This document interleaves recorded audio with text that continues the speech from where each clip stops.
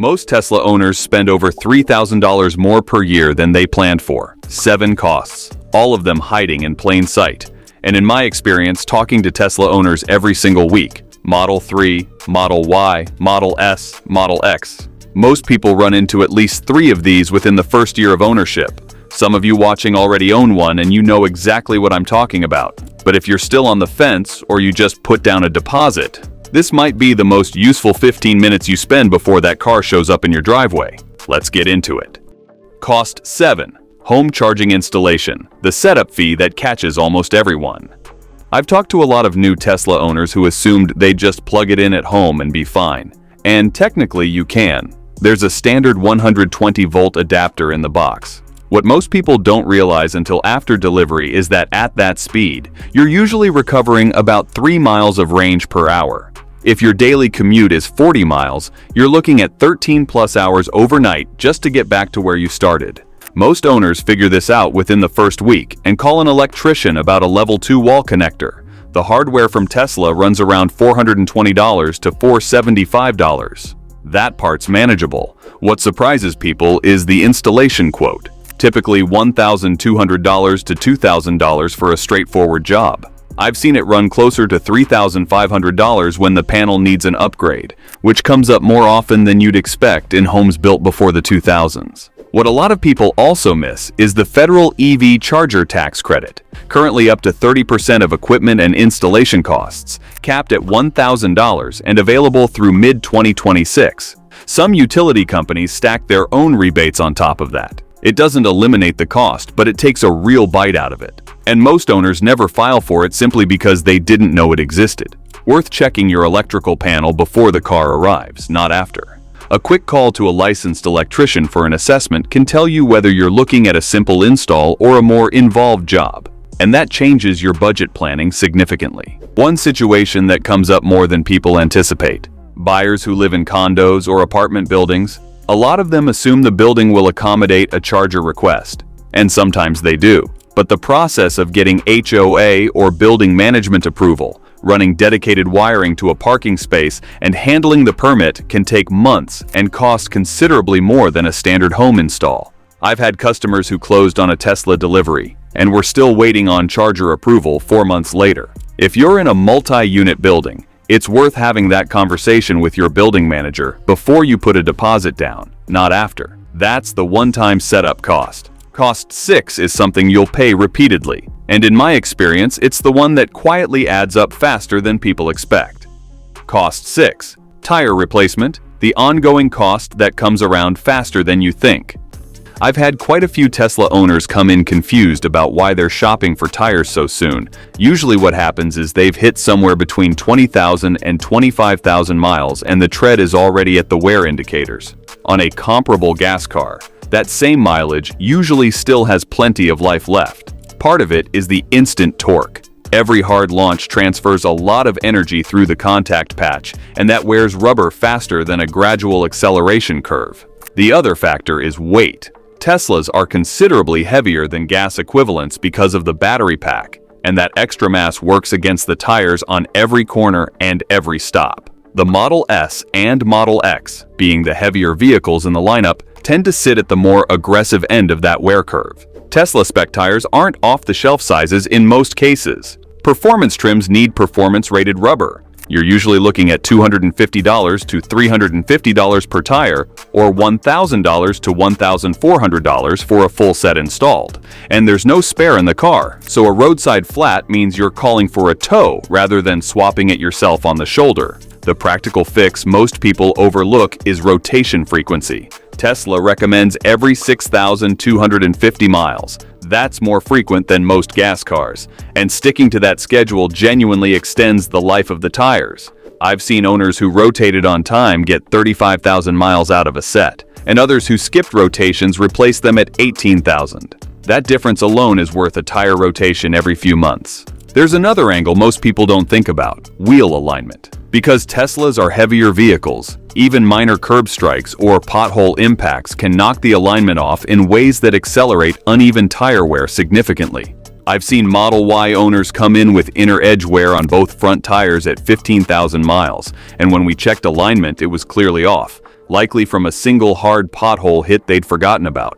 An alignment check once a year is cheap insurance against losing a tire set early. It's not something Tesla explicitly puts on the maintenance schedule, but in my experience it's worth doing. Tires are predictable once you know the pattern. Cost 5 is the one that tends to shock people on renewal day, and it hits every single year. Cost 5. Insurance premiums, the annual bill that tends to surprise even prepared buyers.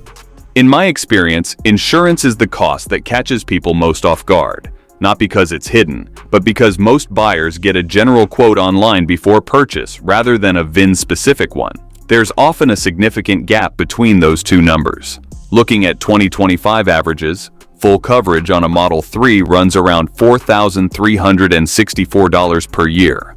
The Model Y tends to come in at roughly $3,996. The Model X averages around $5,012 annually, and the Model S typically lands near $4,842.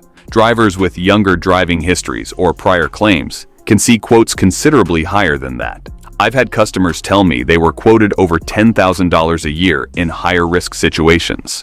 Compare any of those numbers to the $2,000 to $2,500 national average for a comparable gas sedan, and the difference is hard to ignore. The reason insurers price Teslas higher isn't arbitrary. Even a low-speed parking lot collision on a Model Y can require front camera recalibration, sensor replacement, and proprietary aluminum repairs that a general body shop isn't certified to do. That drives the per-claim cost up, and insurers price their premiums accordingly. 2 things worth doing before you buy. Get a VIN-specific insurance quote and check whether Tesla insurance is available in your state.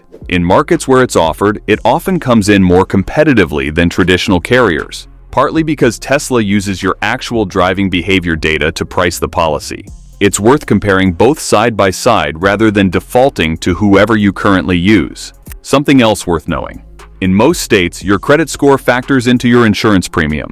Tesla buyers who financed with strong credit and then had a credit dip, a new mortgage, a business loan, any major credit event, have told me their renewal quote jumped noticeably even with a clean driving record. It's not unique to Teslas, but because the baseline premium is already higher, any percentage increase hits harder in dollar terms. Checking your rate with multiple carriers at renewal, rather than auto-renewing, is one of the lower effort ways to avoid quietly overpaying year after year. Insurance is a fixed annual hit. Cost 4 is more variable, and it's one where your habits make a huge difference in what you actually spend. Cost 4. Supercharging fees, where the free fuel narrative gets more complicated. The home charging savings are real. Customers who charge overnight and stick to that habit are typically spending $500 to $700 per year on electricity versus $2,500 to $3,000 on gasoline for a comparable car. On a 5-year cost basis, that's a meaningful difference. Where I usually see the savings shrink is with owners who travel frequently or don't have reliable home charging. Apartment dwellers, people without a garage, anyone who ends up relying on the supercharger network more often than intended. Supercharging is convenient, but it typically runs 25 cents to 50 cents per kilowatt hour, depending on location and time of day. Charge a near-empty Model S or Model X, which have larger battery packs, and you're looking at $30 to $45 per session. Do that 3 or 4 times a week, and the fuel savings start to look a lot thinner. Something worth knowing. Tesla's pricing at superchargers varies by location and peak hours. Some stations in high-demand areas charge more during busy travel windows. Owners who plan road trips and check supercharger pricing in advance, rather than just plugging in wherever, tend to spend noticeably less over time. The Tesla navigation system actually factors this in when routing, which most owners underuse. Most utility companies also offer time-of-use rates with significantly lower overnight pricing, sometimes 30 to 50% less per kilowatt hour, between roughly 9 p.m. and 6 a.m. Setting a charging schedule through the Tesla app to hit that window is one of the easier ways to reduce your annual electricity spend without changing anything else about how you drive. One thing that surprises owners who travel outside major metros, supercharger coverage gets thinner in rural areas, and you sometimes end up on third-party networks like Electrify America or ChargePoint. Those networks have their own pricing structures, sometimes charging by the minute rather than by the kilowatt hour. And without a membership, they can actually cost more per mile than gasoline would have. The Tesla navigation system usually routes around that problem on known road trips. But if you go off-route or travel somewhere less mapped, it's worth having a third-party charging app downloaded and a membership set up in advance. A few owners have told me they were stranded adjacent in situations where that prep would have made a real difference. You can manage Cost 4 with Habit. Cost 3 is different. It's a charge that can show up for something that's physically already built into your car. That's the part that tends to frustrate people. Cost 3. Software subscriptions. Paying for features that are already in the hardware. This is genuinely unlike anything else in the car industry, and it catches people off guard for that reason.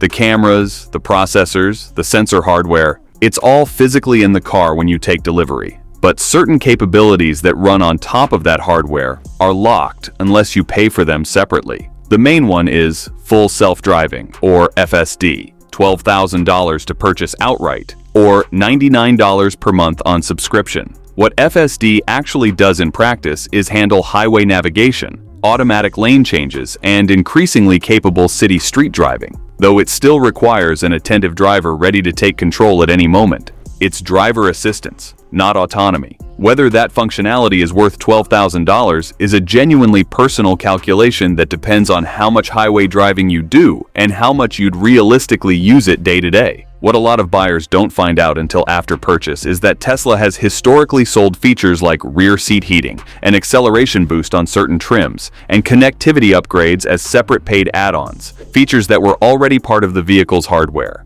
The over-the-air update model that makes Teslas so appealing, cars genuinely improving after you buy them, is the same mechanism that introduces new subscription costs over time. The practical approach: don't commit to FSD at purchase unless you've already tried it. Tesla offers a monthly subscription specifically so you can evaluate it. Use it for a real month of your actual driving routine, commuting, errands, longer trips, and then decide. Customers who've done that have told me it was the difference between spending $12,000 and deciding it wasn't for them after about 6 weeks. You can opt out of Cost 3 if you're strategic. Cost 2 you can't opt out of. You can only prepare for it, and when it arrives, it tends to arrive big.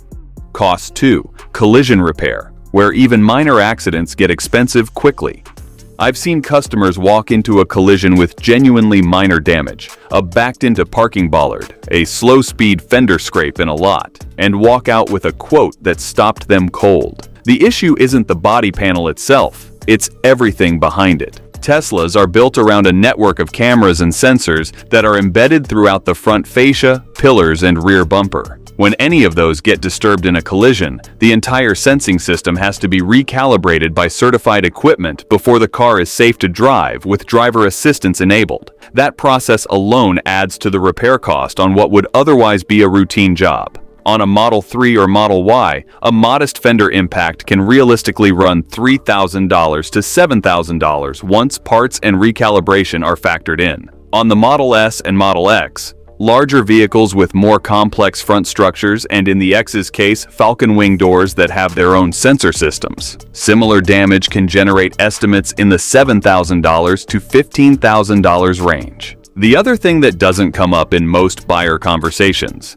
Tesla-certified body shops are still relatively limited compared to traditional automakers. In some markets, the nearest certified shop might be 40 or 50 miles away. After a significant collision, customers are sometimes waiting 3 to 4 weeks for a repair appointment, and that's on top of the parts lead time. That's a month or more of rental car expenses that most people's insurance coverage doesn't fully cover. I've also seen situations where the repair estimate exceeded what the insurer was willing to pay out, and the car got totaled on damage that the owner would absolutely have chosen to fix. A Model Y with $12,000 in damage valued at $27,000 is a judgment call the insurance adjuster makes, not the owner. Full comprehensive collision coverage, not minimum liability, is the one financial buffer that actually matters here. Cost 2 is the one most owners never anticipate in dollar terms. Cost 1 is the one most owners never even think of as a cost at all, and it's usually the biggest number on the whole list. Cost 1. Depreciation, the largest cost that never shows up on any invoice. Depreciation is the one cost that never arrives as a bill, which is why it's so easy to ignore. But in my experience working with owners who've gone to trade in or sell, It's the number that surprises people most, especially those who bought during the peak pricing years of 2021 and 2022. Here's what made the Tesla depreciation situation unusual compared to other vehicles. In 2023, Tesla made a series of sweeping price cuts across the entire lineup. Some models dropped $5,000 to $15,000 overnight. Owners who'd bought at peak pricing saw their resale value fall sharply, not because of mileage or condition, but simply because the new car price dropped. A used 2022 Model 3 became harder to sell at a price that reflected what the original buyer had paid. That's a dynamic that doesn't usually happen with traditional automakers. The current depreciation numbers by model. A Model 3 typically loses around 38% of its value over 3 years. On a $45,000 purchase, that's roughly $17,000 gone. The Model S tends to lose approximately $51,629 over 5 years. The Model X averages around $64,501 in depreciation over the same window, partly because the complexity of its Falcon Wing doors and unique engineering makes buyers nervous about post-warranty costs, which pushes resale demand lower. One thing that helps: buying a used Tesla that's already past the steepest part of that depreciation curve. The car performs identically to a new one. Same software, same updates, same driving experience. But you're not the one absorbing that first 30 to 40% in value loss. For buyers where total cost of ownership matters more than being the first owner, it's usually the smarter financial position. For those buying new, gap insurance is worth looking at closely, particularly with a low down payment. If the car is totaled in the first couple of years, gap insurance covers the difference between the loan balance and what the market says the car is currently worth. Given the depreciation rates we're talking about, that gap can be $5,000 to $10,000 or more. It's a relatively inexpensive add-on that removes a specific risk that Tesla owners face more acutely than buyers of many other vehicles. There's one more factor that plays into the resale equation that doesn't get talked about enough: battery degradation. Most Tesla batteries hold up remarkably well. Data from long-term owners suggests the majority of packs retain around 90% of their original capacity after 100,000 miles. But that remaining 10% matters in the used market. A Model S or Model X with visible range loss on the battery health screen sells for less than one with a strong pack, and buyers increasingly know to ask about it. If you're buying used, it's worth requesting a battery health report or having a Tesla-certified shop do a diagnostic before you commit. A degraded pack on a high-mileage Model S is a negotiating point, or a reason to walk away, depending on the numbers. Bonus: the area where Tesla ownership actually wins. Here's the other side of the ledger: routine maintenance. No oil changes, no transmission fluid, no spark plugs, no timing belt, no exhaust system work. The electric drivetrain in every Tesla 3, Y, S, and X has a fraction of the moving parts of any combustion engine, and that translates directly into fewer scheduled service visits and lower annual maintenance costs. In practice, most Tesla owners are spending somewhere in the $300 to $800 range per year on routine maintenance, primarily tire rotations, brake fluid checks, and cabin air filters. That compares to $1,000 or more annually for a comparable gas vehicle once you account for oil changes, filters, and the various scheduled services that stack up over 60,000 miles. Over a 5-year ownership window, that difference is real money, typically $1,500 to $3,500, depending on what you're comparing against. The brake pads also tend to last considerably longer than on gas cars, because regenerative braking handles most of the deceleration and the physical brakes see less use. Customers who've come from performance gas cars are usually surprised by how long their first brake service takes to arrive. One maintenance item that does catch people off guard: the 12-volt battery. Every Tesla has a small 12V battery that powers auxiliary systems, lights, door handles, certain electronics, separate from the main traction battery. On older Model S and Model X vehicles especially, that 12V battery has a history of failing without much warning, sometimes leaving the car completely inaccessible. Tesla has updated the design on newer vehicles and now uses a lithium 12V in some models, which holds up better. But on older cars, it's worth replacing proactively around the 3 to 4 year mark, rather than waiting for it to strand you somewhere. It's a relatively low-cost item when you plan for it. It's a much bigger headache when it fails unexpectedly. So the full picture on Tesla ownership isn't universally expensive. It's uneven. Lower maintenance and fuel costs are genuinely offset by higher insurance, faster tire wear, and significant depreciation. The owners who feel financially comfortable in these cars are usually the ones who understood that going in. 7 costs. Most of them manageable once you know they're coming. Budget for the charger install. Rotate those tires on schedule. Get a real insurance quote before you sign anything. And don't buy FSD until you've actually tried it. Those 4 habits alone will save most owners a significant amount in year 1. If this helped, hit like and subscribe. We cover this kind of real-world ownership content regularly. Drop your model and your biggest surprise cost in the comments. I read all of them. See you in the next one.